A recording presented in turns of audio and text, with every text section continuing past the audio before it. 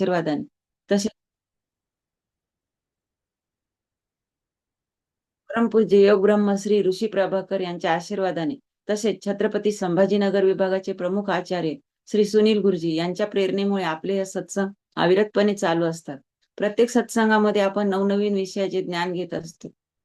आजचा सत्संग देखील आपल्यासाठी वैशिष्ट्यपूर्ण असाच असणार आहे, कारण की आजचा सत्संग आहे श्री आनंदजी मोताळे हे आपल्यासाठी घेणार आहेत आणि त्यांचा विषय आहे अन्न वाचवा,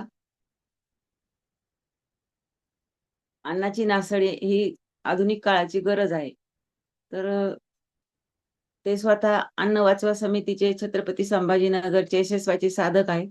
तसेच महाराष्ट्र राज्य परिवहन महामंडळ यामधून ते सेवानिवृत्त झालेले आहेत विभाग नियंत्रक म्हणून.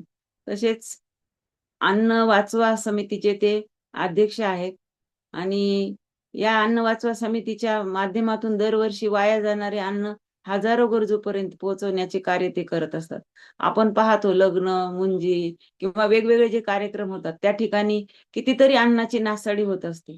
तर हेच अन्न कशा पद्धतीने ते गरजूपर्यंत पोहोचवतात याची प्रेरणा आपल्याला घेण्यासाठी थोडीफार तरी ते आज आपण त्यांचा सत्संग ठेवलेला आहे आणि त्यांनी ते मान्य केले आहे. तर अन्नाची नासाडी आहे, अन्नाची नासाडी जागरूकता ही काळाची गरज आहे. आपण त्यांच्याकडून कसं ते समजून घेऊया. मी त्यांना विनंती करेन की त्यांनी पुढील मार्गदर्शन करा. जय गुरुदेव.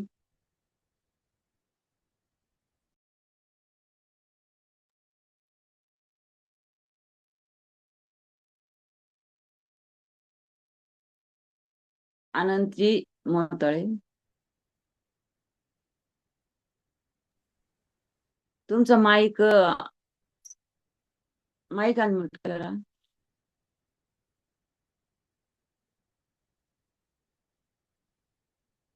जय गुरुदेव. तुमचा माईक झालं. आवाज येत नाहीये.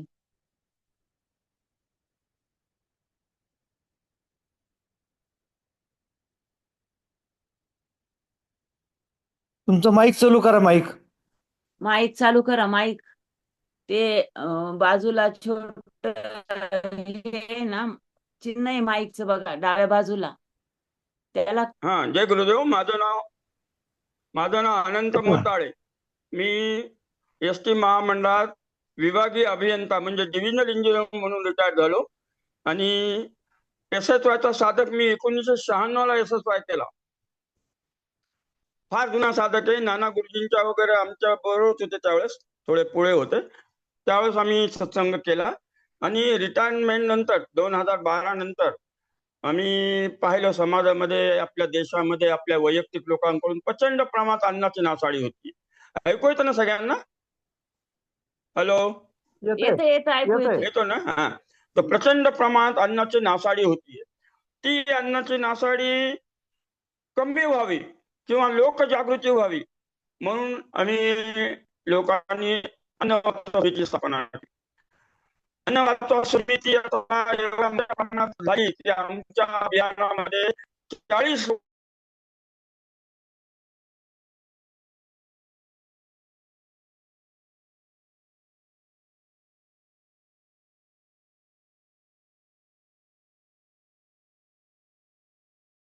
स्टॉप झाले आवाज.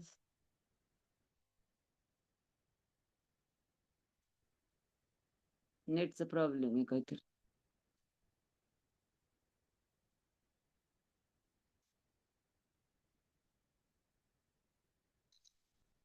माध्यमातून आम्ही एक तर आम्ही जागृती करतो. आम्हाला गव्हर्नमेंटनी, कलेक्टरनी सगळ्या कार्यालयामध्ये, शाळेमध्ये, कॉलेजेसमध्ये अन्न नासाडीबद्दल जागृती करण्यासाठी पत्र दिले आणि 10 वर्षापासून आम्ही पूर्ण महाराष्ट्रातल्या शासकीय कार्यालयात किंवा प्रायव्हेट ऑफिसमध्ये जागृती करत असतो. आता तोच विषय आपण सुरुवात करू की आपण सगळेजण पाहतो आपल्याकडे प्रचंड अन्नाची नासाडी होती एकीकडे, आणि एकीकडे आपल्या देशामध्ये प्रचंड लोक उपाशी आहेत. खूप लोकांना खायला मिळत नाही. हजारो लोक भूकबळी जातात. आपल्या महाराष्ट्र आणि गुजरात सोडलं तर बाकी स्टेटमध्ये अन्नाची प्रचंड हे असते. आपल्याकडे किती प्रकारचे म्हणजे अन्न नासाडी किती प्रकारची होते किंवा किती लोक उपाशी राहतात हे परस्पर विरोधी चित्र आहे. आणि मी तुम्हाला ऑथेंटिक फिगर सांगणार आहे की किती लोक उपाशी आहेत. माझ्या हातामध्ये एक पुस्तक आहे बघा. आता मी तुम्हाला दाखवतोय पुस्तक. हे पुस्तक नसून हा एक इंटरनॅशनल रिपोर्ट आहे. याला ग्लोबल हंगर इंडेक्स म्हणतात, जागतिक भूक अहवाल. या अहवालाप्रमाणे, या अहवालाचा जर अभ्यास केला, जगामध्ये ऍग्रिकल्चर्स अँड फूड ऑर्गनायझेशन नावाची संस्था असते. ती संस्था कोणत्या देशामध्ये किती लोक उपाशी आहे, त्या उपासमारीचं कारण काय आहे, त्यावर सोल्युशन काय आहे वगैरे सगळं अहवालामध्ये नमूद केलेलं असतं. हा अहवाल 180 देशातली तज्ञ मंडळी तयार करतात. जागतिक भूक अहवाल किंवा ग्लोबल हंगर इंडेक्स. आपल्या देशाच्या बाबतीत त्या अहवालामध्ये खूप वाईट हे आहे, माहिती आहे. त्यांनी सांगितले की भारतामध्ये 22 कोटी लोकांना एक वेळ पण खायला मिळत नाही. 22 कोटी लोक उपाशी आहेत आपल्या देशामध्ये. त्यानंतर प्रत्येक 18 मिनिटाला आपल्याकडे एक भूक बळी जातो, अन्न मिळत नाही म्हणून मरतो. वाईट परिस्थिती खूप सांगितलेली आहे. त्यानंतर आपल्या देशामध्ये 47% लहान बालकं कुपोषित आहेत. कुपोषण म्हणजे त्यांना योग्य दूध मिळत नाही, आहार मिळत नाही, म्हणून ते कुपोषित असतात. 47% बालके कुपोषित आहे.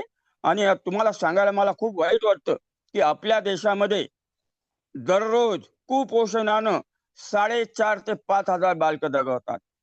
इतकी वाईट परिस्थिती असताना, अन्नाच्या बाबतीत एवढी वाईट परिस्थिती असताना आपल्याला कुणाला जागृती नाहीये. त्यामुळे आपण सगळेजण प्रचंड अन्नाची नासाडी करतो. कारण आपल्या देशामध्ये कुठलाही कायदा नाही अन्न नासाडीविषयी. अन्न नासाडी करू नका किंवा अन्न नासाडी केल्यानंतर तुम्हाला काही शिक्षा वगैरे काहीच नाही, दंड लागेल, काही तरतूद नसल्यामुळं आपल्या देशामध्ये शासकीय लेवलला हायगाई आहे धान्य नासाडीबद्दल. त्याच्यानंतर सामाजिक लेवलला आणि तुमच्या आमच्या लेवलला प्रचंड अन्नाची आणि धान्याची नासाडी होती. आपल्याकडे विक्रमी उत्पादन होतं. गहू आणि तांदूळ आपण पूर्ण जगाला सप्लाय करू शकतो. इतकी आपली चांगली परिस्थिती असताना आपल्या देशामध्ये लोक उपाशी का आहेत, त्याचं फक्त एकच कारण सांगितलं की आपण कुणी जागृत नाहीयेत अन्नाच्या बाबतीत आणि धान्याच्या बाबतीत. आपल्याकडे धान्य ठेवायला जागा नाही. शासकीय लेवलला पण खूप हायवे कायदा नाहीये. आपल्याकडे पंजाब आणि हरियाणा ह्या 2 प्रांतांमध्ये आज 30,000 टन गहू उघड्यावर ठेवला जातो. तो गहू पावसाने भिजतो, खराब होतो आणि फेकून दिला जातो. कायदा नसल्यामुळे कुणाला जबाबदार धरले जात नाही. त्यानंतर ट्रान्सपोर्टेशन मध्ये प्रचंड 25 ते 30% धान्य खराब होतं. रेल्वेच्या वॅगन मधून इकडून तिकडे माल जातो. आणि अजून तिसरी गोष्ट की आपल्याकडे जे गोडाऊन झालेले आहेत देशामध्ये, त्या गोडाऊनची इतकी वाईट परिस्थिती आहे. त्यांची खिडक्या तुटलेल्या आहेत, त्यांच्या जाळ्या तुटलेल्या आहेत. माझ्याकडे खूप गोडाऊनचे फोटो आहेत. मी फोटो आणले प्रत्येक तालुका प्लेसला जाऊन. त्या गोडाऊनची इतकी वाईट अवस्था आहे की वर्षभरापूर्वी मागच्या वर्षी लोकसत्तामध्ये बातमी आली होती की आपल्या देशातील गोडाऊन मधून 40 कोटी लोकांना वर्षभर पुरेल एवढं धान्य उंदरं आणि घुशी खातात. म्हणजे पेपरमध्ये बातमी येते 40 कोटी लोकांना वर्षभर पुरेल एवढं धान्य उंदरं आणि घुशी खातात. आपल्याला कुणाला जागृती नाही. हे झालं शासकीय लेवलचं. आता सामाजिक लेवलचा जर आपण विचार केला तर आपण सगळेजण पाहतो की शेतकऱ्यांच्या वस्तूला भाववाढ दिल्या जात नाही. शेतकऱ्यांनी बटाटे, टमाटे, कांदे जे शहरात आणलेले असतात त्यांना अगदी किरकोळ भाव मिळतो. कारण तो भाव त्यांना परत घेऊन जायलाही परवडत नाही, इतका कमी भाव देतात. आता शासनाची पॉलिसी काय आहे आपल्याला माहिती नाही. शेतकऱ्यावर अन्याय होतो आणि शेतकरी रागाने चिडून सगळं टमाटे बटाटे फेकून देतात तिकडे, भाववाढ मिळाली नाही म्हणून. तुम्ही सगळ्यांनी पाहिलं असेल, लासूरला मागच्या 6 महिन्यापूर्वी हजारो किलो कांदे फेकून दिले, टमाटे फेकून देतात, दूध फेकून देतात. दुधाला भाववाढ मिळाली. 4 वर्षापूर्वी दूध उत्पादकांनी आंदोलन केलं, भाववाढ मिळाली नाही म्हणून हजारो लिटर दूध त्यांनी रस्त्यात फेकून दिलं. माझ्याकडे सगळ्या पेपरचे कात्रण आहेत आणि आपण टीव्ही मध्ये पाहत असाल. टँकर लोकांनी हे केले. शासनाला आम्ही माहितीच्या अधिकाराखाली विचारलं की या आंदोलनामध्ये दूध उत्पादक लोकांनी किती दूध वेस्ट केलं. आम्हाला रायटिंग मध्ये माहिती मिळाली या आंदोलनामध्ये शेतकरी लोकांनी 2 लाख लिटर दूध वाया घातलं. विचार करा. एक तर आपल्या देशामध्ये लहान मुलं दूध नाही म्हणून मरतात आणि आपल्याला कोणाला जागृती नसल्यामुळे हजारो किलो भाजीपाला काय, दूध काय रस्त्यावर फेकला जातो. आता तुमची आणि आमची पाळी, तुम्ही आणि आम्ही. मंगल कार्यालयामध्ये, हॉटेलमध्ये, घरी दारी जेवण करताना ताटामध्ये 50% पेक्षा जास्त उष्ट अन्न सोडतो. 50% पेक्षा जास्त. कारण आपल्या लग्नामध्ये बफे सिस्टीम असते. आपल्या सगळ्यांना लाईन मध्ये लावून जेवण, लाईन मध्ये उभं राहून जेवण घ्यावं लागतं. आपल्याला कुणाला वेळ नसतो थांबायला. त्यामुळे आपण काय करतो, गेलं की ताटभर अन्न घेतो, पुन्हा गर्दीत जायचं काम पडणं म्हणून. ताटभर अन्न घेतो, बाजूला लावून जेवढं खातो तेवढं खातो, अर्ध्याच्या वर अन्न टाकतात. आम्ही 10 वर्षापासून प्रत्येक मंगल कार्यालयात जातो, प्रत्येक सामाजिक कार्यालयात जातो. तिथे आमच्याकडे फोटो आहेत, किती अन्न व्यस्त होतं. आता तुम्हाला ऑनलाईन मी फोटो दाखवू शकत नाही, पण आमचे खरे फोटो आहेत भरपूर. प्रत्येक जण 50% पेक्षा जास्त अन्न उष्ट सोडतात. कुणालाच त्याची जागृती नाही. लहान मुलाला मोठी प्लेट भरून दिल्या जाते, लहान मुलं 2-4 घास खातात, तसंच अन्न फेकल्या जातं. अशा रीतीनं आपल्या कुणाला जागृती नसल्यामुळे प्रचंड अन्नाची नासाडी होती. एक मागच्या वर्षीचा मी तुम्हाला अनुभव सांगतो. मागच्या वर्षी मी एका 5 स्टार हॉटेलमध्ये गेलो होतो जेवण्यासाठी. आमच्या गर्भ श्रीमंताच्या माणसाच्या मुलाचं लग्न होतं. त्यांनी आम्हाला तिथं बोलवलं होतं. त्या लग्नामध्ये तुम्हाला सांगायला मला खूप वाटतं, त्या लग्नामध्ये 5 स्टार हॉटेलमध्ये आपल्या छत्रपती संभाजीनगरमध्ये रामा हॉटेल आहे, त्या ठिकाणी लग्न लागलं आणि त्या ठिकाणी 40 स्टॉल लागलेले होते जेवणाचे. मित्रांनो, 40 स्टॉल. आणि 40 स्टॉल पैकी आम्ही गेलो की आमचं तेच ऑब्झर्वेशन असतं. आम्ही जेवण करत नाही, नंतर करतो लास्टला, पण आधी आम्ही बघतो, फोटो काढतो किती अन्न आहे. 40 स्टॉल मध्ये प्रत्येक ठिकाणी राजस्थानचा स्टॉल वेगळा, साऊथचा स्टॉल वेगळा, महाराष्ट्र स्टॉल वेगळा. लोक काय करायचे, त्या स्टॉल समोर जायचे, ताटामध्ये अन्न घ्यायचे, 2-4 घास टेस्ट केल्यासारखं करायचे, कचरा कुंडीमध्ये पुढच्या स्टॉलवर जायचे, पुढच्या स्टॉलवर 2-4 घास खायचे, तसंच अन्न टाकून द्यायचे. अशा रीतीनं त्या म्हणजे याच्यामध्ये इकडल्या आणण्यापेक्षा इकडं वेगळं अन्न ढीक ढीक पडलं होतं 5 स्टार हॉटेल मधलं अन्न.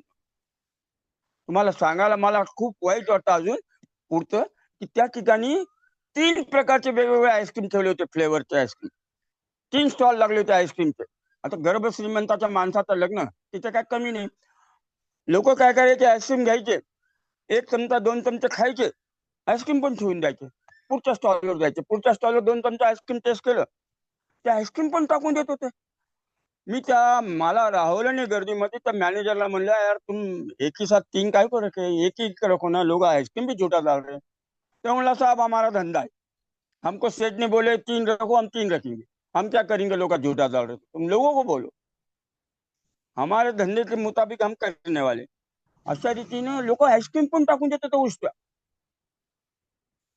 तर त्याला म्हणलं, बेटा हे जे आईस्क्रीम लोक टाकतात ना, उष्ट टाकू लागले ना, लहानपणी आम्ही तो आईस्क्रीम का असतं ते सिनेमाच्या हिरोच्या हातात पाहतो, त्यावेळेस आईस्क्रीम पाहायला मिळायचं नाही, आणि हे लोक आईस्क्रीम पण टाकतात.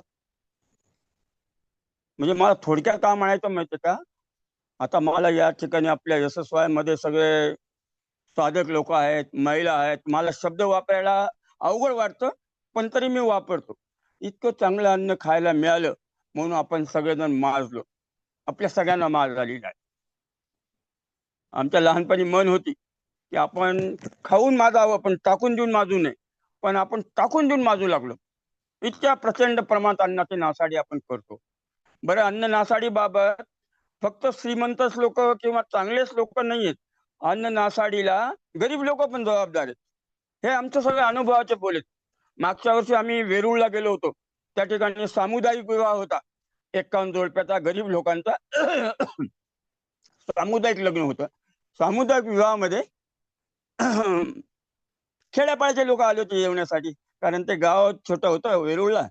तर ते लोक पण अन्न टाकून देत होते. आम्ही तिथं कचरा कुंडीजवळ आमचा एक माणूस ठेवतो, नंतर आम्ही सगळीकडे फिरतो, लोकांना सांगतो अन्न टाकून देऊ नका.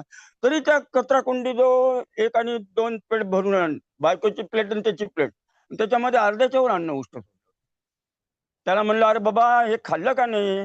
नाही म्हणे, जात नाही. अरे जात नाही तर घेतलं कशाला मग? त्यांनी अन्न टाकून देत होते गरीब लोक पण. त्या ठिकाणी ते काय टाकून देत होते हे तुम्हाला सांगितलं तर आश्चर्य वाटेल.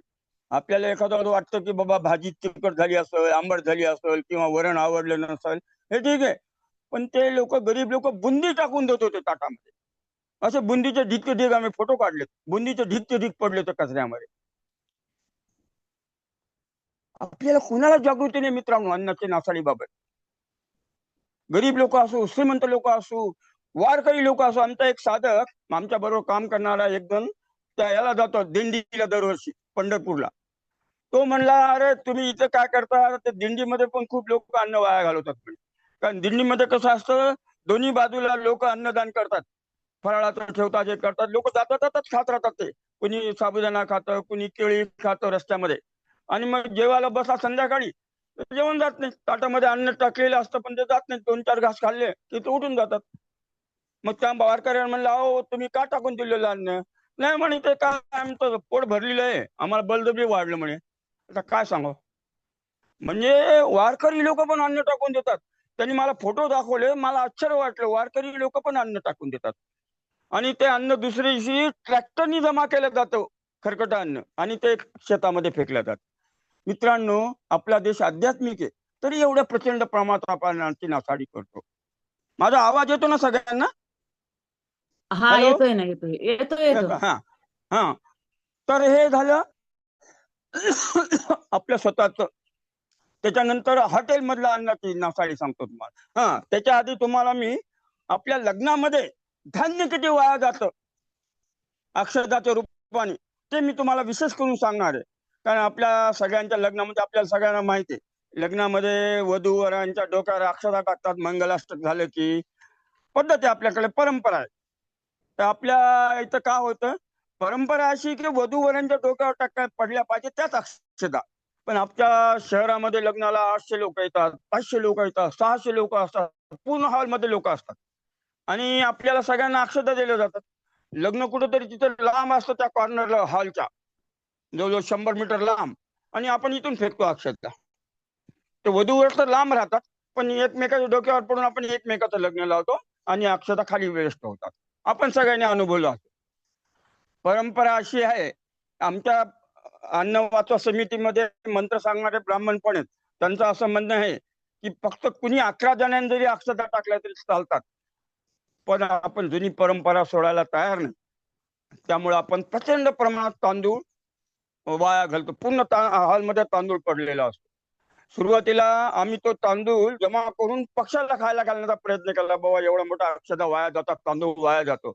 पण त्याला केमिकल लावल्यामुळे, कलर लावल्यामुळे पक्षी पण त्याला खात नाही. माणसाला खायला कामाला येत तो तांदूळ आपल्याला उकिडा फेकावा लागतो. आपण सगळ्यांनी ऑब्झर्व केलं असेल. एका लग्नामध्ये मिनिमम ज्या ठिकाणी 1/2 किलोच्या अक्षदा लागायला पाहिजे, त्या ठिकाणी आपण 5 किलो तांदूळ अक्षदाच्या रूपाने वाया घालवतो. आपण सगळ्यांनी ऑब्झर्व केलं असेल, आपल्या घरी सगळ्यांचे लग्न झाले असेल, आपल्या सगळ्यांना माहिती. 5 किलो तांदूळ एका लग्नामध्ये मिनिमम धरलं बरं का मी. मोठ्या लग्नात 10 किलो 15 किलो लागतो, पण मिनिमम साध्या माणसाच्या लग्नामध्ये 5 किलो तांदूळ आपण अक्षदाच्या रूपाने उकिड्यात फेकतो. त्यावर आम्ही विशेष अभ्यास केला. आम्ही कलेक्टर ऑफिसला गेलो, ही 8 वर्षापूर्वीची गोष्ट आहे. कलेक्टर ऑफिसला गेलो. कलेक्टर ऑफिसला आम्ही विचारलं की बाबा आपल्या संभाजीनगर शहरात किती लग्न लागतात वर्षाला, किंवा आपल्या महाराष्ट्रात किती लग्न लागतात. आम्हाला कलेक्टर ऑफिस मधून माहिती मिळाली की आपल्या संभाजीनगर शहरामध्ये वर्षाला 2000 लग्न लागतात. एका लग्नामध्ये आपण 5 किलो तांदूळ अक्षदाच्या रूपाने उकिड्यावर फेकतो वेस्टेज म्हणून. एकट्या संभाजीनगर शहरामध्ये आपण 10,000 किलो तांदूळ चुकीची परंपरा पाळत असल्यामुळं उकिड्यावर फेकतो. नंतर आम्ही महाराष्ट्राची फिगर आणली.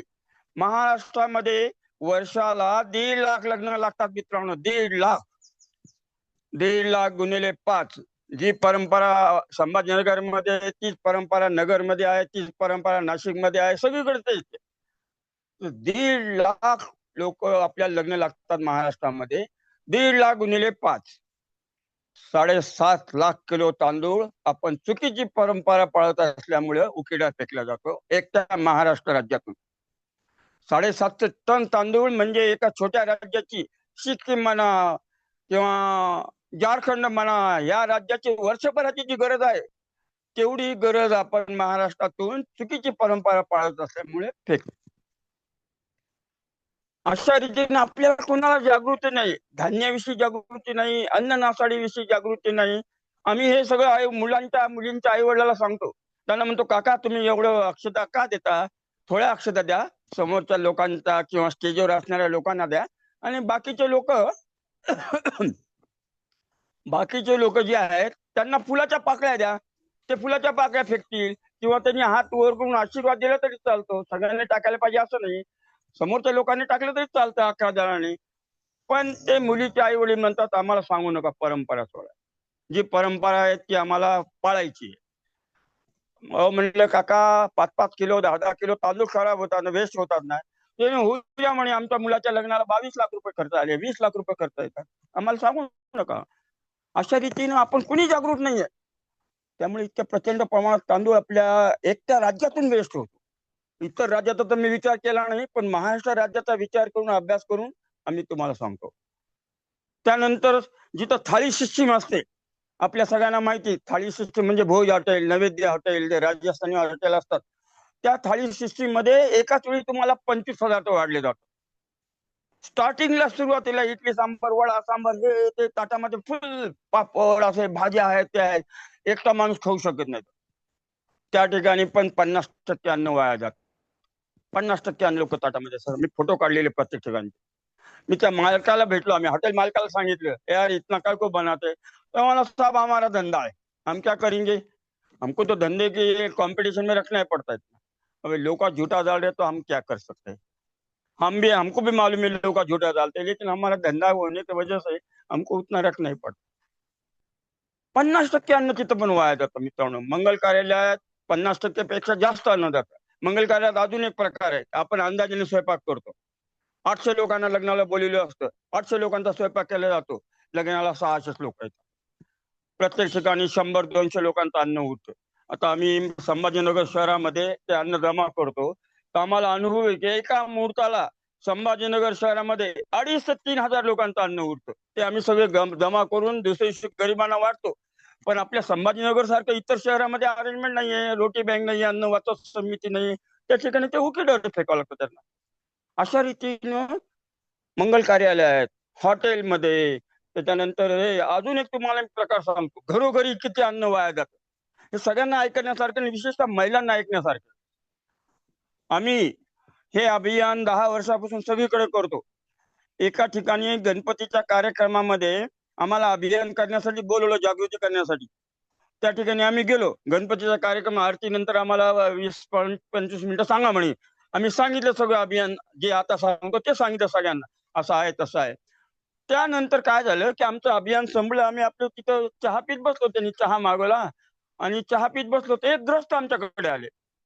त्यांनी आम्हाला नमस्कार केला, म्हणे काका नमस्कार, माझं नाव असं असं आहे आणि मी इथं महापालिकेमध्ये सॅनिटरी इन्स्पेक्टर आहे म्हणे.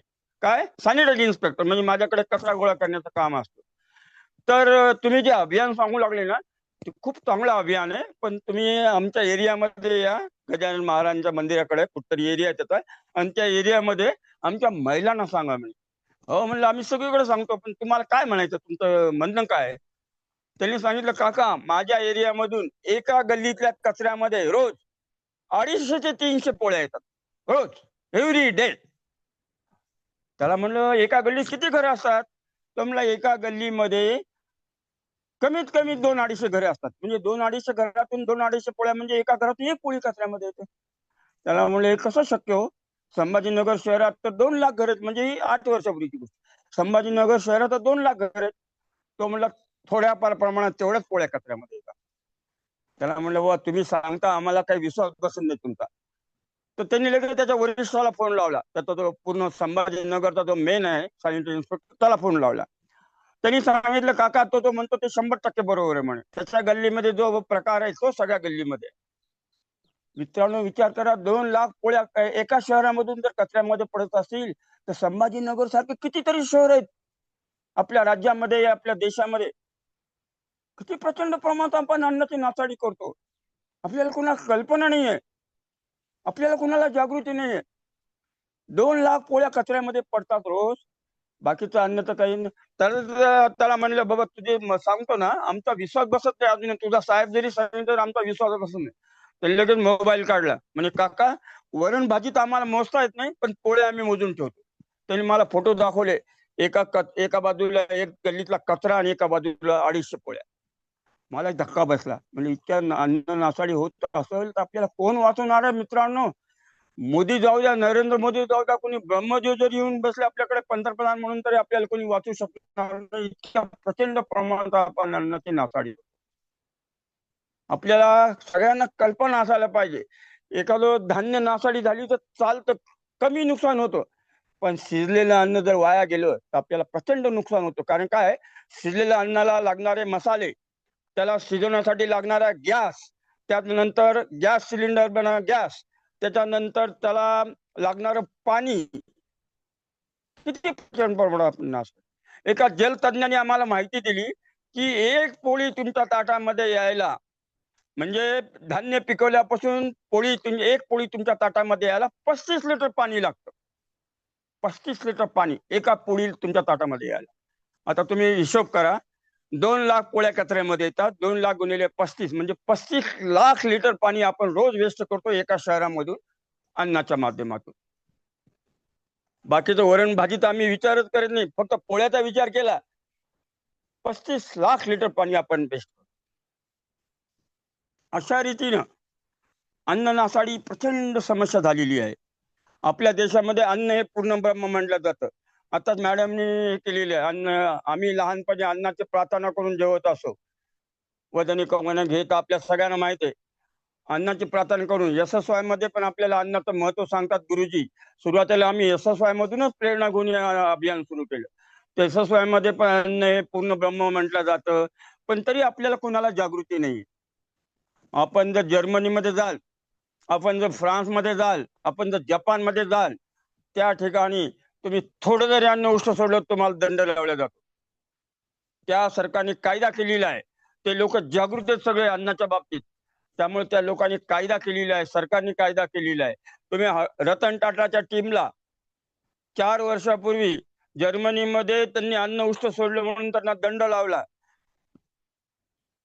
रतन टाटानी व्हॉट्सअपवर टाकलं होतं, फेसबुकवर टाकलं होतं की आम्ही थोडं अन्न उष्ट सोडलं, एवढं प्रगत राष्ट्र असून आम्हाला दंड लावला म्हणे त्यांनी, अन्न वाया जातं म्हणून.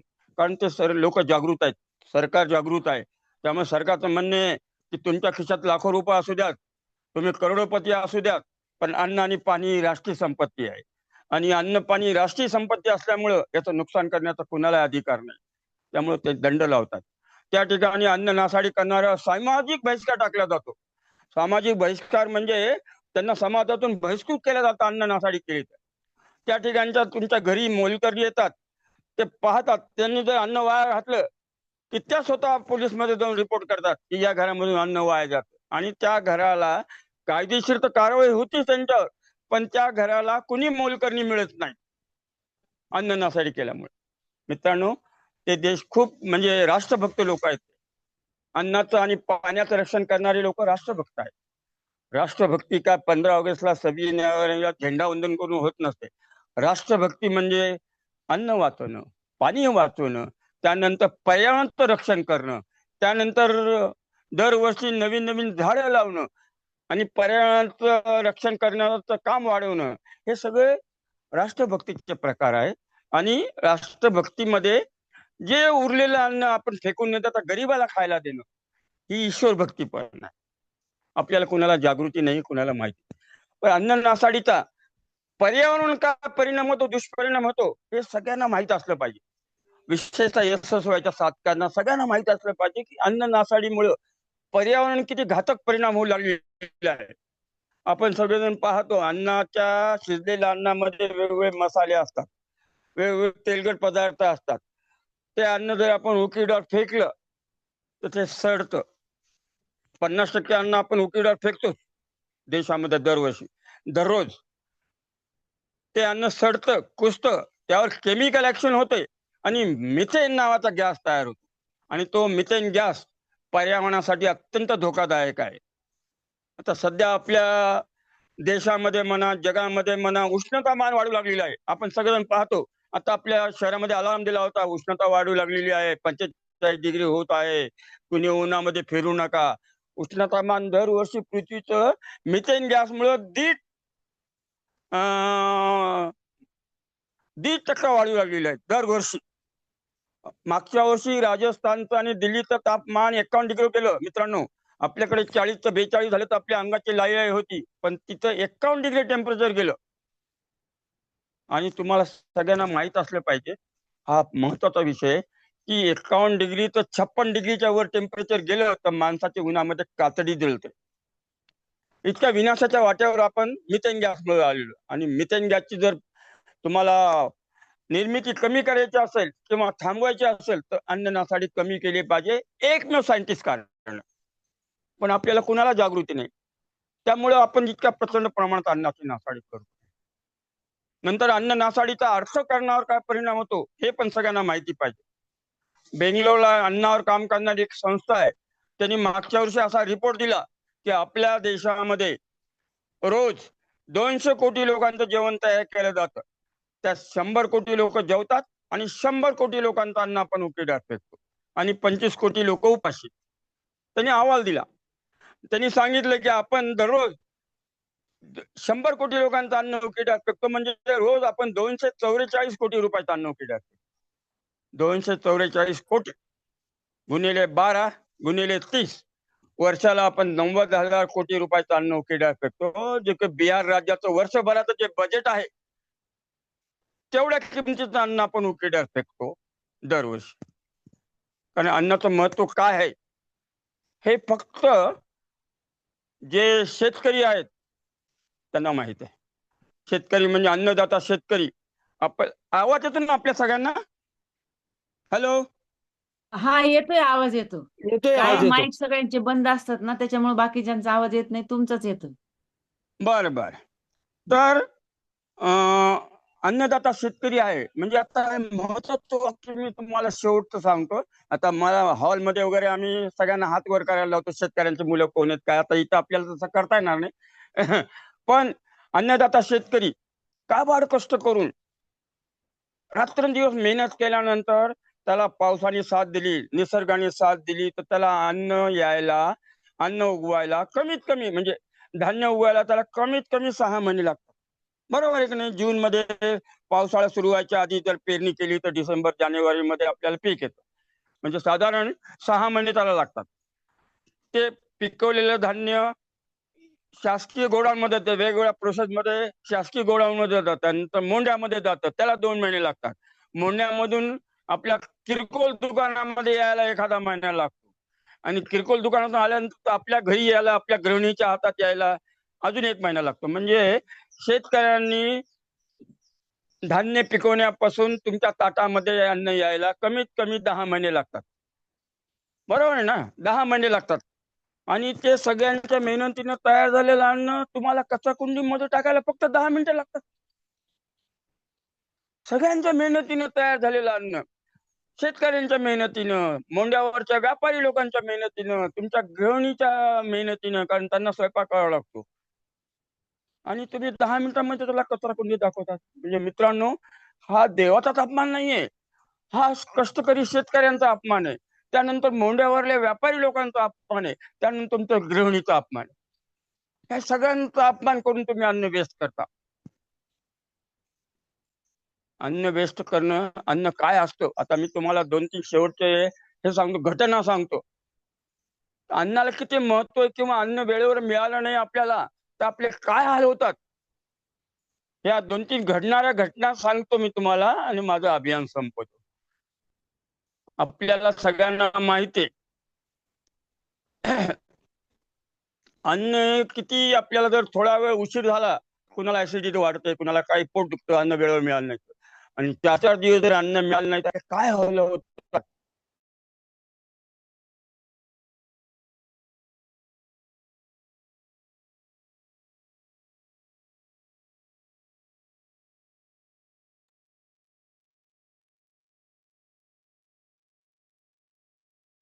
आवाज बंद झाला पुन्हा.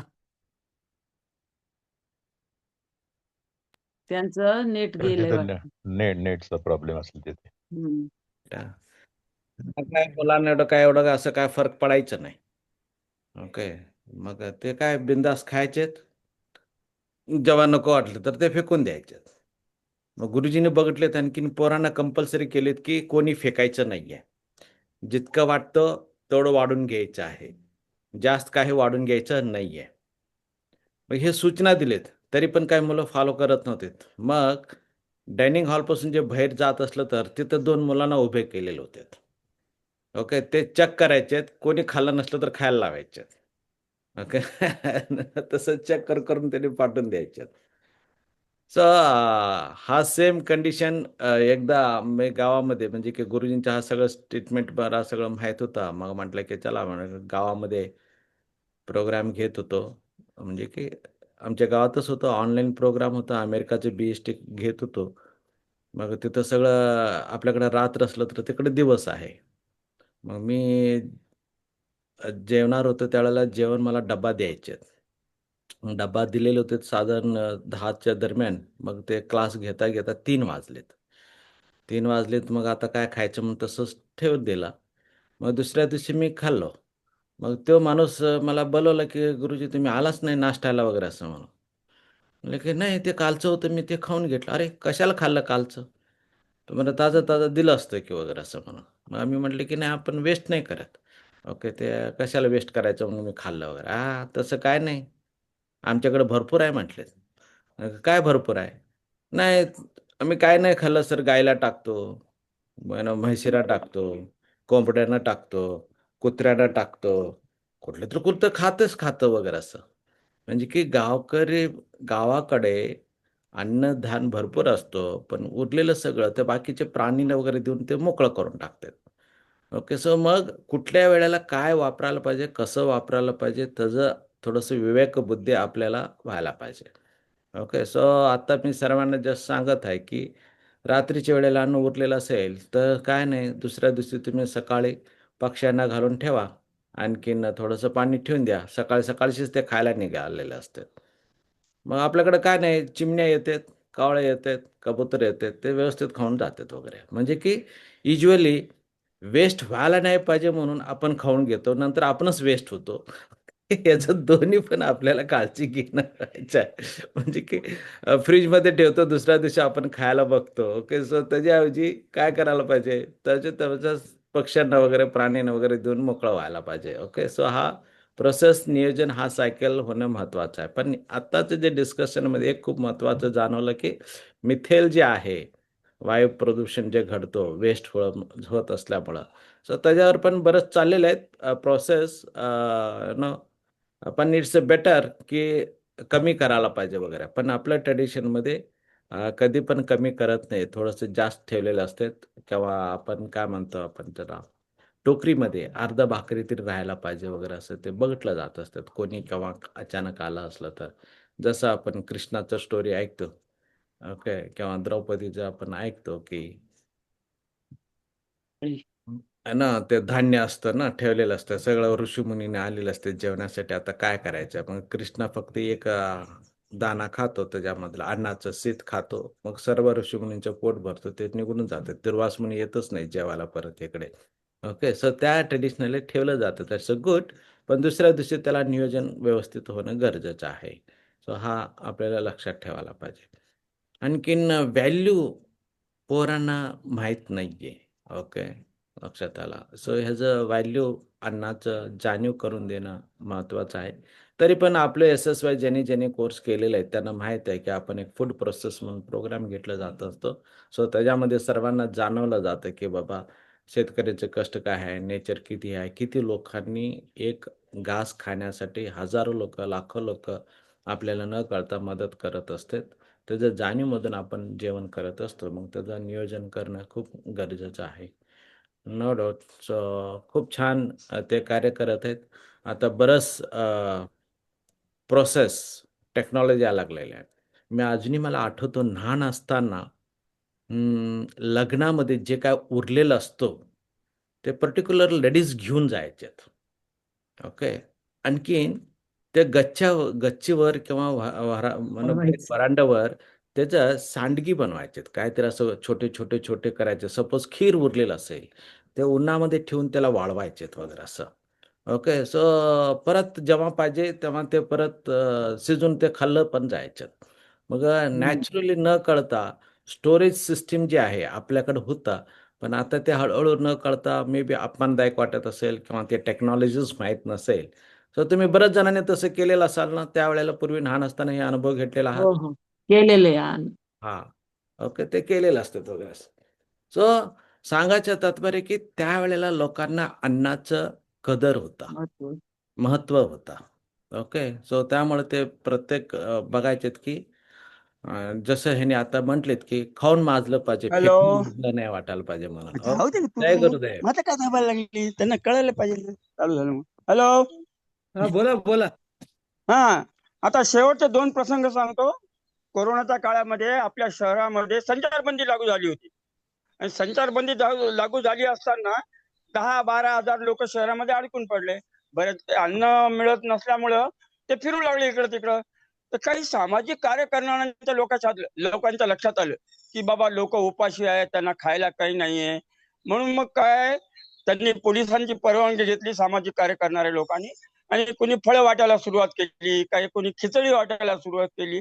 एक 20-22 वर्षाच्या मुलाने बिस्किट वाटायला सुरुवात केली. तो ज्याला दिसेल त्याला बिस्किट देत सुटला. लोक सगळे उपाशी लोक फिरत होते सगळीकडे. तर एका आपल्या पैठण गेट जवळ एका दुकानाच्या शटर जवळ एक 95+ आजोबा बसले होते, 95+. ते असे दुकानावर टेकून बसले होते. तो मुलगा गेला त्यांच्याकडे, त्यांनी खालूनच म्हणला, म्हणजे स्कूटर उभी करून खालून म्हणला, काका तुम्हाला बिस्किट पाहिजे का? त्या आजोबांनी काय करावं, त्या आजोबा इतक्या फाट फाट फाट पायऱ्या उतरून खाली आले. त्या मुलाकडून बिस्किट घेतले आणि आपल्या पायातली चप्पल काढली आणि त्या मुलाचे पाय धरले. तो मुलगा म्हणला, अरे काका माझे पाय का धरतात, माझे पाय का धरतात? ते रडायला लागले आजोबा. बेटा, ते म्हणाले, बेटा मला 4 दिवस झाले माझ्या पोटामध्ये अन्नाचा एक कण नाहीये, मी मरायला आलो होतो, तू मला बिस्किट आणून दिले, तू मला ईश्वरासारखी मदत केली म्हणून मला तुझे पाय धरायचे. चक्क त्या आजोबाने मुलाचे पाय धरले 4 बिस्किटसाठी. हा घटना ज्यावेळेस पेपरमध्ये आली, व्हॉट्सअपवर आली, याच्या सगळ्या मीडियावर आली, फेसबुकवर आली, तर शहरामध्ये एक प्रकारचं गंभीर वातावरण निर्माण झालं दुसऱ्या दिवशी. आणि मग शहरातल्या लोकांनी गल्लोगल्ली अन्न छत्रालय सुरू केले, मंदिरामध्ये अन्न छत्रालय सुरू केले. ती घटना नंतरची. परंतु 4 बिस्किटासाठी 95 वर्षाचे आजोबा आपल्या नातवाच्या वयाच्या मुलाचे पाय धरतात. अन्नाचं महत्व याच्यापेक्षा काय असणार मित्रांनो? 4 बिस्किटासाठी अन्नाचं महत्व एवढं असतं. अजून एक तुम्हाला एक घटना सांगतो. याचे आफ्रिकन खंडामधली घटना आहे. आफ्रिकन खंडामध्ये हैती नावाचा देश, एक छोटासा देश, 1 करोड लोकसंख्येचा हैती, निग्रो लोकांचा देश आहे. त्या ठिकाणी 2009ला खूप मोठा भूकंप झाला आणि भूकंप झाल्याने काय झालं, सुपीक जमीन आतमध्ये दबली आणि खडकाळ जमीन आली भूकंपाच्या निसर्गाच्या कोपामुळे. त्यानंतर 2 वर्षांनंतर त्या ठिकाणी अन्नधान्य पिकवायला बंद झालं, कारण खडकाळ जमीन आली, धान्य पिकत नाही, झाडं उगवत नाही, पिकं घेता येत नाही, काही बंजर जमीन झाली सगळी. मग काय झालं, तिथं अन्नच खायला मिळणार लोकांना. तर मग 70 लाख लोक ज्यांच्याकडे पैसे आहेत ते लोक गेले दुसरीकडे निघून, बाबा इथं राहून काय फायदा, खायला मिळत नाही. तर 30 लाख लोक अजून तिथे राहतात, गरीब लोक, कारण त्यांच्याकडे पैसा नाही, त्यांना कुठे जायला जागा नाही. 30 लाख लोक अजून तिथं राहतात. ते लोक काय खात असतील हे मी तुम्हाला सांगितलं तर तुमच्या पायाखाली पण एक छोटा भूकंप होईल. हैती देशातले, माझ्याकडे व्हिडिओ, 6 मिनिटाचा व्हिडिओ त्यांचा. हैती देशातले 30 लाख लोक 2012 पासून, म्हणजे 12-13 वर्षापासून काय खातात मित्रांनो? व्हिडिओ मध्ये सगळं दाखवलेलं आहे. ते लोक माती घेतात, मातीत चालतात, त्याच्यामध्ये मीठ टाकतात आणि मातीच्या भाकरी खातात. व्हिडिओ मध्ये लहान लहान मुलं, 8-9 वर्षाची मुलं मातीच्या भाकरी खाताना दाखवलं. आपल्या पोटामध्ये, हृदयामध्ये धस्स होत. मातीच्या भाकऱ्या खाऊन जीवन जगतायत. लोकांना खायला नाही. आपण महाराष्ट्र राज्यात राहतो, एका संपन्न अशा राज्यामध्ये राहतो. आपल्या महाराष्ट्रावर देवाची, परमेश्वराची फार मोठी कृपा आहे की आपल्याला खूप चांगलं अन्न खायला मिळतं. तर आपण सगळ्यांनी त्याचा सन्मान केला पाहिजे आणि आपण अन्नाची नासाडी कमी केली पाहिजे, ही आमची सगळ्यांना हात जोडून विनंती आहे. आता तुम्ही म्हणाल की तुम्ही आम्हाला एवढं राष्ट्रीय आंतरराष्ट्रीय घटना सांगितल्या, तर आम्ही काय केलं पाहिजे किंवा आम्ही ह्या अभियानाला कसा सपोर्ट केला पाहिजे? तुम्ही मित्रांनो आजपासून एकच काम करायचं. आजपासून तुम्ही कुठेही मंगल कार्यालयामध्ये, हॉटेलमध्ये, घरी, दारी, SSYच्या ऑफिसमध्ये जेवण करत होता तिथं स्वच्छ ताट जेवायचं. ताटामध्ये अन्नाचा एक कणही वाया गेला नाही पाहिजे असं आम्ही तुम्हाला आज संकल्प देणार आहे. माझ्या हातामध्ये संकल्प पत्र आहे बघा. आम्ही तुम्हाला संकल्प देणार आहे की आपण कुणीही ताटामध्ये अन्न उष्ट सोडू नका. आता मी संकल्प म्हणतो, तुम्ही माझ्या मागून मागून म्हणायचं आहे. आता इथं प्रत्यक्ष नसल्यामुळं माझ्या मागून मागून सगळ्यांनी म्हणायचं. ऐकू येतं ना सगळ्यांना? हॅलो. हो, येतंय ऐकू हा. येतंय. तर सगळ्यांनी माझ्या मागून मागून म्हणायचं. हा संकल्प पत्र आहे माझ्या हातामध्ये. आपण संकल्प घेऊया सगळेजण. आम्ही सहकुटुंब आम्ही संकल्प करतो सहकुटुंब की संकल्प संकल्प करतो की करतो की ताटात संकल्प करतो की ताटात ताटात उष्टे अन्न सोडणार नाही. उष्टे अन्न सोडणार उष्टे नाही. अन्न सोडणार नाही. उष्टे अन्न आम्ही सोडणार. आम्ही आम्ही अनावश्यक अन्न अनावश्यक अन्न ताटात घेणार नाही. ताटात घेणार नाही. आम्ही आम्ही आमच्या कुटुंबातील आमच्या कुटुंबातील लग्नामध्ये लग्नामध्ये मर्यादित पदार्थ करू मर्यादित पदार्थ करू व व अन्न वाया जाणार नाही अन्न वाया जाणार नाही याची काळजी घेऊ. याची काळजी घेऊ. आम्ही आम्ही अन्नाच्या अन्नाच्या प्रत्येक कणाचा एक कणाचा सन्मान करतो. सन्मान करतो. आम्ही आम्ही सदस्य बनून सदस्य बनून या अभियानाचा या अभियानाचा प्रसार आणि प्रचार करू. प्रसार आणि प्रचार करू. आपण सर्वांनी अन्न नासाडी अन्न नासाडी न करण्याचा न करण्याचा संकल्प घेतला आहे. संकल्प घेतला आहे. हे संकल्प आहे. धन्यवाद. मला या ठिकाणी तुम्ही सगळ्यांनी बोलायची संधी दिली. त्यातल्या त्यात मला खूप आनंद झाला की सुनील गुरुजींसमोर मला बोलायला मिळालं. सुनील गुरुजी आम्हाला शिकवायला होते. त्यावेळेस संभाजीनगरमध्ये मी 21व्या बॅचला SSY केला. त्यावेळेस सुनील गुरुजींच्या मार्गदर्शनाखालीच आम्ही SSY पूर्ण केला. म्हणून मला खूप आनंद झाला सुनील गुरुजीला पाहून. सुनील गुरुजी तुम्हाला कोटी कोटी दंडवत प्रणाम. आणि असंच आमच्यावर प्रेम असू द्या, तुमची कृपा असू द्या. एवढं बोलून मी माझं अभियान संपवतो. धन्यवाद. Thank you very much. जय गुरुदेव. तुम्ही खूप सुंदर कार्य केलेलं आहात, करत आहात, प्रेरणा देत आहात. ओके. सो तुमच्या कार्यामध्ये आपला सहभाग आहेच कायम. ओके. थँक्यू. छान महत्वाचं धन्यवाद गुरुजी. तुम्ही मुद्दे सांगितलात. ओके. जेणेकरून सर्वांना ते एक प्रेरणादायक असेल. महत्वाचा मुद्दा तुम्ही मांडलेला आहात. ओके. धन्यवाद. धन्यवाद गुरुजी. धन्यवाद. Thank you very much. No doubt. तुम्हाला अजूनही थोडासा व्हिडिओ प्ले करायचा वगैरे माहित नाही, तर तुम्हाला भरपूर व्हिडिओ, फोटो वगैरे सगळं तुम्हाला दाखवायचं होता. तरी पण तुम्ही ह्याच्यावर देऊन ठेवा. आपण व्हॉट्सअपवर सगळ्यांना ते पाठवून देऊ वगैरे असं. चालेल. ओके. सो मी आहे इथं आश्रममध्येच आहे. संभाजीनगर आश्रम आपला. इथं मुलांचा कार्यक्रम चालू आहे. स्टडी कॅम्प चालू आहे. मग मुलं जे 6वी ते 10वी पर्यंत 12वी पर्यंत आहेत ते सगळे इथं शिकत आहेत वेगळ्या पद्धतीनं. उपनयन संस्कार पण चालू आहे. आणखीन चिल्ड्रन SSYचं पण चालू आहे. ह्या ठिकाणी गुरुसेवा ट्रेनिंग पण चालू आहे.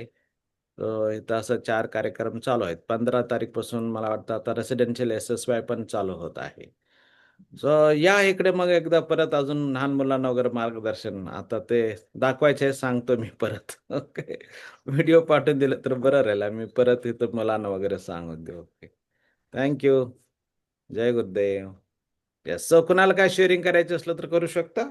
कुणाला काय प्रश्न विचारायचे असलं तर विचारू शकता. सो त्यांनी ऍक्टिव्हली एक जबाबदारीची जाणीव घेऊन सगळ्याकडे खूप प्रचंड प्रमाणामध्ये ते संभाजीनगरमध्ये कार्य करत आहेत. ओके. सो बऱ्याच जणांनी वेगळे वेगळे कार्य करत असाल. ओके. सो पुढच्या वेळेला पण तुम्ही पण मांडू शकता तुम्हाला वाटत असलं तर वगैरे असं. जय गुरुदेव सर. हा. जय गुरुदेव. बोला. थोडं शेअर करायचं तर हे जे सरांची तळमळ होती ना, खूप मनापासून असं खरंच डोळ्यात पाणी येत होतं. आणि जवळजवळ SSY झाल्यापासून आमच्या बऱ्याच सगळ्या फॅमिलीमध्ये, बहिणींच्या भावांच्या सगळ्या फॅमिलीमध्ये आम्ही हा उपक्रम थोड्याफार प्रमाणात चालू केलाय. की आपल्याला माहिती आहे आपल्या घरात 4 माणसं आहेत. आपण SSYचे साधक आहोत. आपल्याला माहिती आहे किती खायचं. तर तेवढंच प्रमाणात बनवायचं. थोडंफार तुम्ही म्हणता तसं थोडंफार 2-3 घासाचं जास्त कमी, कारण लहान मुलं आहेत तेवढं होतं. पण ते आम्ही जाणीवपूर्वक सकाळचं संध्याकाळी तेवढा स्वयंपाक कमी करतो, किंवा संध्याकाळी जर उरलेला असेल तर दुसऱ्या दिवशी सकाळचा स्वयंपाक आम्ही तेवढा, किंवा नाश्त्याला याला त्याला ते आम्ही संपवतो पहिले. आता कालच सकाळी परवा पाहुणे होते म्हणून थोडासा स्वयंपाक जास्त झाला होता. काल सकाळी आम्ही भाज्या केल्या नाही, सगळ्या थोड्या थोड्या भाज्या होत्या, त्याच आम्ही पूर्ण फॅमिलीने खाल्ल्या. म्हणजे अशा प्रत्येकाने जर असं केलं ना, सपोर्ट केला ना गृहिणींच्या मनात नसतं, माहिती नसतं त्यांना कोण किती खाणार. पण रोज जर आपण जेवतोय तर आपणच स्वतः ठरवलं पाहिजे की आपण आज 1-2च चपाती पोळ्या खायच्या, किंवा नाही का, संध्याकाळचं जेवण असंही कमीच असतं, मग थोडंफार कमी पडलं तर चालतं. घरात काय होतं की जेंट्स लोक थोडं कमी पडलं की मग कालवा करतात, मग त्या गृहिणी गडबडून जातात. तर गृहिणींना थोडासा घरातल्यांनी सपोर्ट केला ना, की बाबा संध्याकाळी मी एकच पोळी खाणार आहे, माझ्या वाटेची एकच कर, तर त्या बाईला दुसऱ्या दिवशी करताना नाही का, जर जर आपण तेच अन्न खातोय तर मग तेवढंच खायला काय हरकत आहे ना आपल्याला. एखाद्या दिवशी थोडंफार कमी पडलं तर लोकांनी पण हे नाही केलं पाहिजे. तर त्याच्यामुळे बऱ्यापैकी खूप प्रमाणात फरक पडतोय, असा असा आमचा स्वतःचा अनुभव आहे. बरोबर आहे. छान आहे. ओके. मी म्हणजे खाऊन मात्र फेकून वाजवू नये, हा आमच्याकडे सगळ्यांकडे नियम आहे आता. आणि SSY मुळे कसं संध्याकाळचं जेवण असलं नसलं काही फरक पडत नाही. थोडंफार काकडी आहे. समजा एखाद्या दिवशी जर जास्त पदार्थ असले तर जाणीवपूर्वक आम्ही घेताना कमी कमी घेतो. कारण फक्त पोळी भाजी खाल्ली तर 2 पोळ्या लागतील तुम्हाला. पण तुम्ही डाळ, भात, कोशिंबीर, काकडी हे ते सगळं जर खाल्लं तर ते अर्ध्या पोळीमध्ये पण भागू शकतं आपलं जेवण. असं जाणीवपूर्वक असं म्हणजे प्रत्येकाला आम्ही जाणीव करून देतो. त्याच्यामुळे आमच्याकडे बऱ्यापैकी अन्नाची नासाडी कमी झालेली आहे. जय गुरुदेव. खूप छान मग. ओके. खूपच छान सांगितलं. मी 25-30 वर्षापूर्वी पैठण जेलमध्ये होतो क्लास घेण्यासाठी. हां, परत वेगळं समजून घ्या. सो मग तिथं मी बघितलं, तर खूप इंटरेस्टिंग वाटलं, की ते एक कैदी होता. ते म्हटले, की "मी जसं आहे यंग तसंच आहे" म्हटलं. "माझे मित्र सगळं म्हातारे झालेत" म्हणून. मग तसं म्हटल्यानंतर आपलं थोडंसं रिसर्च चालू झाला, की लक्षात आलं, की तिथं चपाती बनवायची असेल, तर एक कोंडासकट बनवलं जाते. आणखीन मोजलं जाते ते. एक-एक कणिक. ते जे जास्त नाही राहायला पाहिजे, आणखीन कमी पण नाही राहायला पाहिजे. ओके. इव्हन डाळ बनवायची असलं तर त्यांचं तोललेलं असतं, की एवढ्या लोकांनी इतकंच डाळ टाकून सांबार करायचं आहे वगैरे असं. मग त्यामुळं कमी प्रमाणमध्ये व्यवस्थित दिल्यामुळं ओके. सो सगळ्यांची तब्येत चांगलं आहे. सो आता तुम्ही ठरवायचे, की मिस्टरना खूप चांगलं-चांगलं करकरून खाऊ घालायचं नाहीये. घाला, पण मोजकंच घाला, जास्त नाही घालायचं नाही. जेणेकरून ते खाऊन सुस्त काय ते क्रोकोडाईल म्हटलं जातं ते इंग्लिशमध्ये. काय म्हणतो क्रोकोडाईलला आपण? मगरमच्छ. पडलेला असतो ना मगर कडाला, तसं मगर तो पडलेलाच असतो घरामध्ये खाऊन हे ना बॅचचं सांगितलं गुरुजी? हां, सांगितलं. ओके. सांगितलं? हां, 15 मे पासून. हां, 15 ते. हां, 15 मे सांगितलेलं. ओके. आता दिलीपजी आले. सो सांगायचं तात्पर्य आहे, की योग्य आहार द्यायला पाहिजे. खाली बसून. ओके. ओके. सो योग्य आहार द्यायला पाहिजे वगैरे असं. आणखीन लिमिटेडमध्ये द्यायला पाहिजे. आणखीन मोजकं देत जावा. ओके. सो त्यांना 2 पोळी करायच्या लागणार आहे म्हणून एकच खूप मोठं जाड करायची गरज नाहीये. पण छोटे-छोटे करून तुम्ही 2 देऊ शकता वगैरे असं. सो सगळं तुमच्या हातामध्ये आहे, नियोजन आहे. आणखीन मिस्टरला खूप चांगलं गरम-गरम खाऊ घालायला पाहिजे म्हणून गरम पण नका देऊ. थोडंसं रूम टेम्परेचरमध्ये त्यांना द्या. गरम दिलं तर जास्त खाल्लं जात असतं. तर रूम टेम्परेचरमध्ये दिलं तर जरा कमी खाल्लं जात असतं. त्यांना तोंडात लाळ यावं लागतं पचन करण्यासाठी. सो त्यामुळे थोडंसं वेळ लागतो. मग ते चांगलं व्यवस्थित खायला लागतात वगैरे असं. Very nice. सो तुम्ही ब्राह्मणच्या घरीमध्ये तुम्ही बघायला लागलं तर ते खूप कमी खातात. त्यामुळे त्यांचं लाईफस्पॅन जास्त असतो. आणखीन हुशार असतात. ओके. सो घरीमध्ये आपल्याला काय आता झोप लागत नाही म्हणून जास्त खातो. आणखीन झोपी जायला लागतो. सो त्याच्यामुळं अजूनही वेगळे-वेगळे आजार यायला लागतात वगैरे असं. ओके. छान. आनंद सरांनी केलेत. आणखीन साळुंखे सरांनी नियोजित केलेत. सो अजून कोणाला काय प्रश्न विचारायचा असला तर विचारू शकता. आणखीन तुमचा अनुभव पण छान आहे. नो डाऊट प्रत्येकाने कष्ट करत आहेत आणि धान्य घेऊन येत आहेत. थोडं लोकांना सहज पैसा भेटतो. म्हणजे की कमी कामामध्ये जास्त पैसा भेटतो.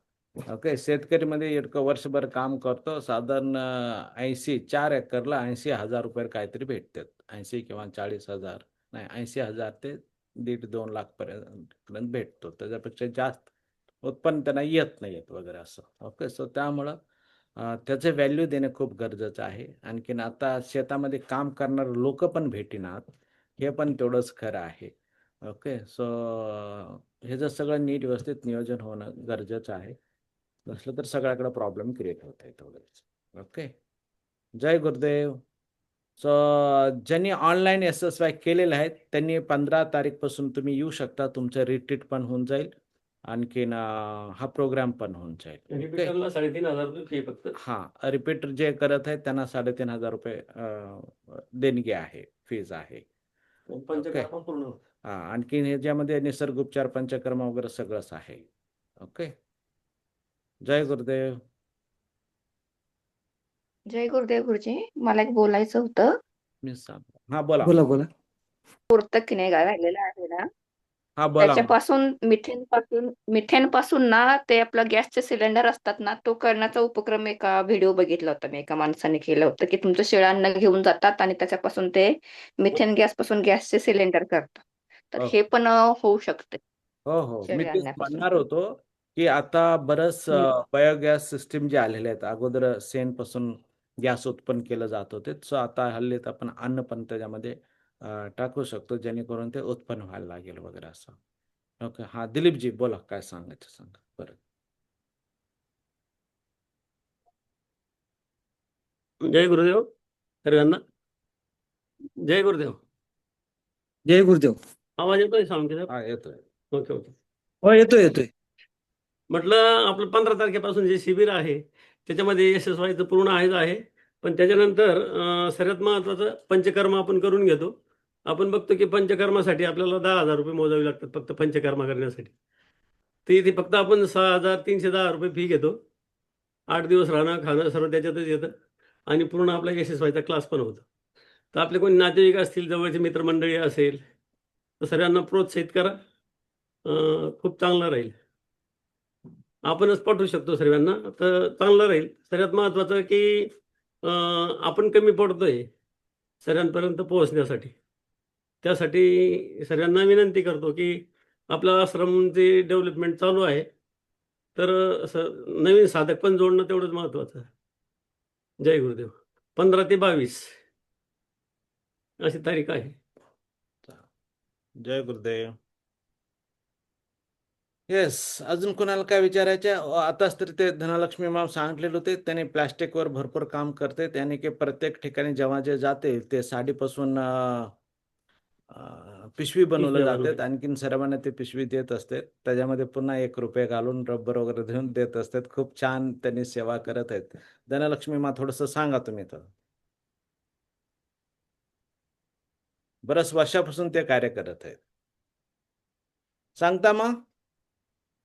नाही सर, मी असंच देते. तेवढ्याच कॅरी बॅग लोक कमी असं वापरतात, पण नाही प्रदूषण कमी होते, बाकी काय. नाही नाही, पण सांगितलं तर लोकांना थोडंसं प्रेरणा भेटेल. तेवढंच दॅट इज अ मेन. हा, म्हणजे मी देते त्यावेळेस मला इतर लोकांचे पण फोन येतात, तुम्ही कसा काय उपक्रम करतात, आणि त्यापासून पण ते प्रोत्साहन घेतात आणि त्यांच्या एरियामध्ये पण प्रोग्राम मध्ये लोकांना ते असं देतात. तेवढंच कचरा कमी व्हावा असं. ओके. जय गुरुदेव. थँक्यू. जय गुरुदेव. पूजा हे अजून कोणाला काय विचारायचं आहे? नसलं तर आपण प्रेयर करून घेऊ.